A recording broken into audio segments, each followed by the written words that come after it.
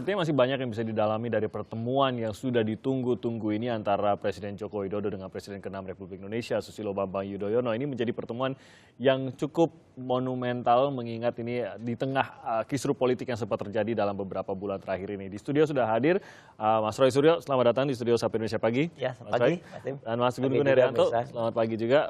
Mas Gun-Gun, terima kasih sudah hadir di Sapa Indonesia Pagi. Kemarin pertemuannya sudah dinanti-nantikan. Mas Roy, ini berarti 2-3 orang yang menghalangi sudah tidak lagi menghalangi, begitu ya Mas Roy, kira-kira Mas Roy? Ya, yang penting nggak usah cari telur dan ayam mana duluan, yang penting pertemuannya ada. Oke, itu yang paling penting. Start dari sana. Oke, jadi kalau melihat pertemuan kemarin begitu, ini menjadi pentingnya kalau bagi Pak SBY apa sebenarnya? Kalau kita mengerti kalau bagi masyarakat kita lihatnya lebih adem, suasana politik lebih adem dan lain-lain.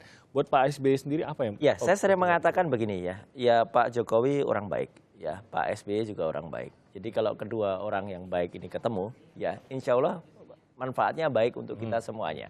Jadi banyak hal yang karena ada dua orang baik ini kan belum tentu yang di sekelilingnya informasinya bisa disampaikan dengan benar, ya kan? Kemarin Pak Johan Budi di salah satu TV juga mengatakan kalau melihat Pak Jokowi kemudian ketemu dengan Pak SBY itu kan gesturnya kan bagus-bagus saja, ya. Beliau berdua itu saya melihatnya juga kemarin juga sangat happy ya gitu melihat begitu, meskipun dia tidak bisa 100%.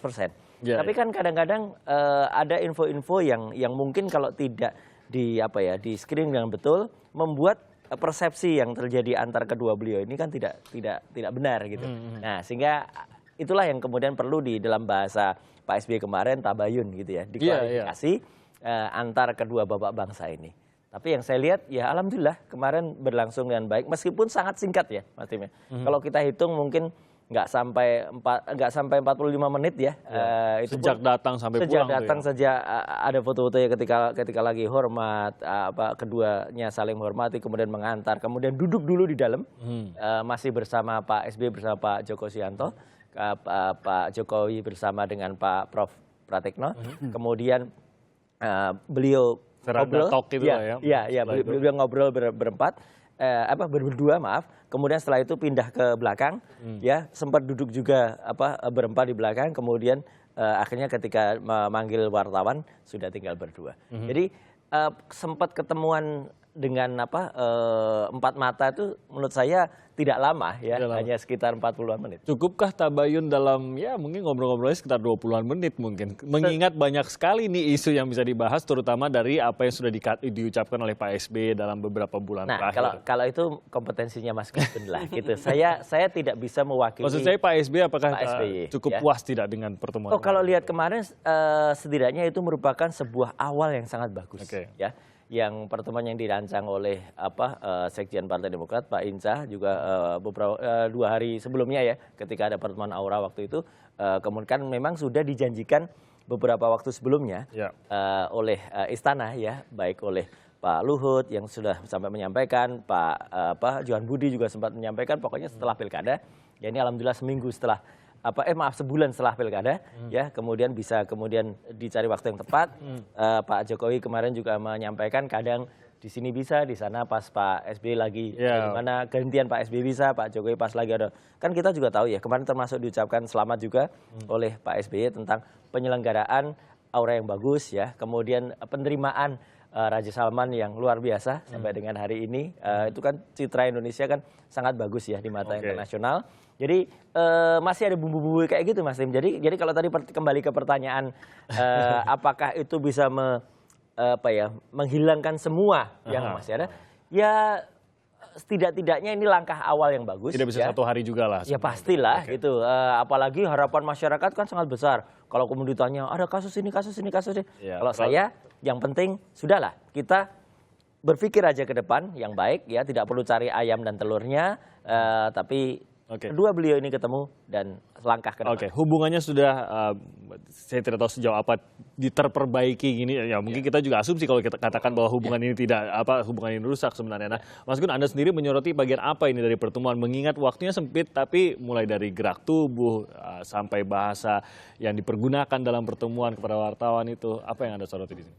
Selalu punya nilai komunikasi politik dalam konteks ini adalah nilai public relations politik yang bagus untuk kedua belah pihak, baik untuk Pak SBY maupun Pak Jokowi. Jadi positif nih ya dua-duanya ya. Oh ya, perjumpaan dua tokoh yang pernah berkontribusi dan sedang berkontribusi untuk Republik ini menurut saya patut diapresiasi apapun motifnya, apapun niatan awalnya untuk bertemu, tetapi panggung itu menurut saya akan positif, impresif terutama untuk warga masyarakat yang sebenarnya menghendaki jauh-jauh hari ada perjumpaan dua tokoh, bukan hanya sebenarnya Pak Jokowi dengan Pak SBY tentu, tetapi juga sejumlah tokoh-tokoh lain yang sudah ditemui Pak Jokowi sebelumnya.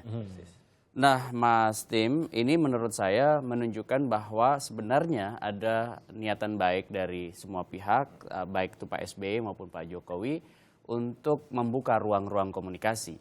Benar bahwa politik itu tidak harus selalu sejalan, bahwa dalam politik itu selalu ada kontestasi, dalam politik itu juga tidak terhindari gesekan, rumor, gosip gitu, dan kemudian juga mungkin satu hari itu akan bersentuhan dalam rivalitas kontestasi elektoral, misalnya taruhlah Sudah Pak senyum-senyum nih, Mas. AHY gitu ya dan lain-lain. Tetapi komunikasi interpersonal dalam konteks misalnya Pak Jokowi dengan Pak SBY kan harusnya tetap bisa berjalan. Saya teringat bahwa banyak sekali sebenarnya sejarah bagus yang bisa kita refleksikan dari negara-negara yang konsolidasi demokrasinya sudah maju, Mas Wayan. Betul. Mungkin kita pernah mengulas atau tidak, tapi saya pernah mengelaborasi satu buku Nancy Gibbs ya, itu seorang editor senior di majalah Times dan dia presidential historian di Amerika. Dia menulis satu buku namanya The President's Club. Yang itu kemudian banyak jadi referensi. Jadi ide juga gitu. Itu di buku itu disebutkan bahwa antar presiden itu kan President's Club itu diinisiasi ya pada saat Harry Truman ya kan, dan itu kan bagus meskipun antar presiden itu tidak pernah satu dimensi, selalu ada rivalitas, selalu ada intrik, selalu ada konspirasi. Tetapi kemudian dalam satu titik mereka bisa bertemu, misalnya at least bisa makan siang atau minum, meskipun kongsi politik mereka beda, partai politik mereka berbeda, tetapi dalam konteks urusan kebangsaan, nation building, ataupun misalnya hal-hal yang sebenarnya remeh-temeh dalam pandangan publik hanya sekedar bertemu, itu kemudian mereka punya waktu untuk kemudian menyisihkan satu momen atau beberapa momen supaya kemudian ada cairnya pola hubungan komunikasi. Apa fungsi dan kontribusinya kalau memang itu terjadi ya seperti ini, komunikasi yang cair antara presiden, mantan presiden, dan mungkin mantan presiden lainnya juga? Kontribusinya tentu begini, ada dua hal. Pertama simbolik, yang kedua substantif. Simboliknya ini bagaimanapun akan menjadi pesan yang bagus untuk publik bahwa berbeda itu tetapi hubungan komunikasi antar pribadinya bisa jalan. Itu sangat simbolik. Kemudian yang kedua substantif. Sebenarnya Republik ini butuh panduan tokoh-tokoh itu untuk kemudian berkontribusi dengan caranya sendiri-sendiri. Jokowi sekarang caranya adalah mendrive pemerintahan dengan optimal, dan Pak SBY karena di luar pemerintahan bersama PKS, bersama dengan Gerindra, meskipun Pak SBY tidak terlalu suka menyebut sebagai kekuatan oposisi, tapi kekuatan penyeimbang, tetapi kan clear bahwa Partai Demokrat itu berada di luar pemerintahan. Oleh karena itu peran dan fungsinya adalah sebagai pengontrol pemerintahan. Dan kritik harus kemudian juga dilakukan dengan cara-cara yang baik, positif, terutama kritik itu berbasis data. Kemarin kalau tidak salah memang ide ini muncul dari Pak SBY President's Club ini, atau beliau melihat begini, apa yang disampaikan Mas Gugun itu betul sekali. Beliau melihat dari apa yang sudah terjadi dengan sangat baik di Amerika Serikat, bahwa yang namanya mantan-mantan presiden, dan di sana tidak dikenal mantan presiden, tetap dipanggil sebagai Mr. Presiden. Ya, Obama juga dipanggil Mr. Presiden, kemudian Bill Clinton juga tetap dipanggil Mr. Presiden. Bush mantan presiden begitu. Bush juga. Kemudian ketika presiden-presiden itu bertemu dan membicarakan masalah bangsa, saya kira ini memang sangat bagus ya, ada klubnya. Daripada mungkin hanya bertemu setahun sekali, misalnya pada saat diundang perayaan 17 Agustus gitu, atau misalnya pada saat kemarin kehadiran Raja Salman gitu ya. Dan itu kan juga tidak juga bisa semua bisa hadir ya. Seperti kemarin misalnya ada Pak Wakil Presiden kita Pak Trisno, dulu juga ada Pak Habibie juga sempat rawuh gitu ya. Jadi artinya hal kayak gitu kan sangat bagus untuk bangsa ini, ya gitu. Oke. Makanya kemarin saya juga mengatakan bahwa pertemuan antara Presiden ke-6 Republik Indonesia, Pak SBY, dan Presiden Indonesia ke-7 atau Presiden sekarang, Pak Jokowi, itu adalah di atas segalanya, beyond the politik, ya gitu kan. Orang kan mengatakan bahwa ini kan masalah politik kemana? Tidak, jauh di atas itu. Bahkan ada yang menyampaikan, dibicarakan soal pilkada nggak? Saya bilang, terlalu sayang kalau perjumpaan kedua bapak bangsa ini, apalagi waktu yang sangat pendek, ya, membicarakan masalah bangsa gitu, makan siang aja nggak sempat gitu ya kemarin gitu. Jadi karena apa? Karena sangat sempitnya waktu, jadwal, kita tahu jadwal Presiden Jokowi juga sangat padat hari itu, tapi juga karena momentumnya juga pas banget ya kemarin. Jadi artinya baguslah itu diambil, tapi ide Presidential Club tadi itu juga sebenarnya bukan hal yang tidak mungkin dilaksanakan, karena kita akan, saya sendiri sangat ingin kalau itu bisa terjadi, itu sangat bagus. Ini menariknya soalnya datang dari Pak SBY. Kalau pertemuan Presiden ke-6 Republik Indonesia dengan Presiden ke-7 ini sangat besar, mungkin ini membuka pintu Presiden ke-6 dengan Presiden ke-5 mungkin bisa bertemu juga kan. Ini yang kemudian yang dengan Presiden ketiga, ya kan insya Allah kan bagus sekali itu yang terjadi. Ya, jadi ada itu tadi ya, seperti kata Pak SBY, memang semua